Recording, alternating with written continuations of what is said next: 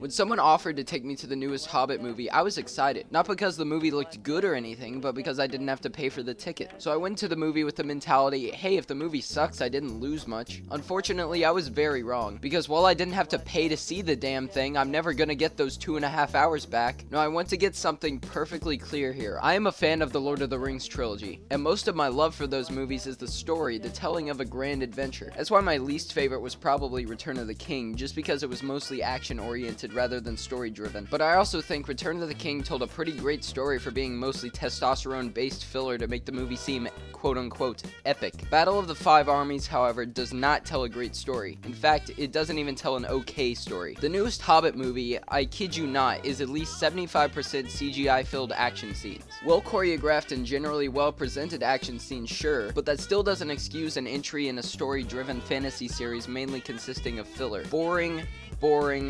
Boring, never-ending filler. And I would say if you like mindless violent action, then go see the movie, but unlike the original trilogy, these movies are PG-13, aka the MPAA's middle finger to the action genre. Also, for some reason I can't put my finger on, half the enemies' deaths in this movie are caused by rocks randomly falling on them. Is this some kind of joke put in by the CGI animators? Like, hey, our heroes, everyone. Rocks. Also, the movie had a few man wears a dress jokes. Something I'd expect from an Adam Sandler movie was in a Lord of the Rings movie. Pat Robertson now has another thing to add to the list of reasons why the apocalypse is coming. Overall, the movie is bad, long, dull, and in the end pretty meaningless. The Hobbit movies didn't have to be a trilogy. This could have easily been wrapped up in 2 films, maybe even 1 considering the book was shorter than just 1 Lord of the Rings book, which each received only 1 film to tell their story. So in a nutshell, skip it. You're not missing much. Subscribe if you want to see more, you know the gist.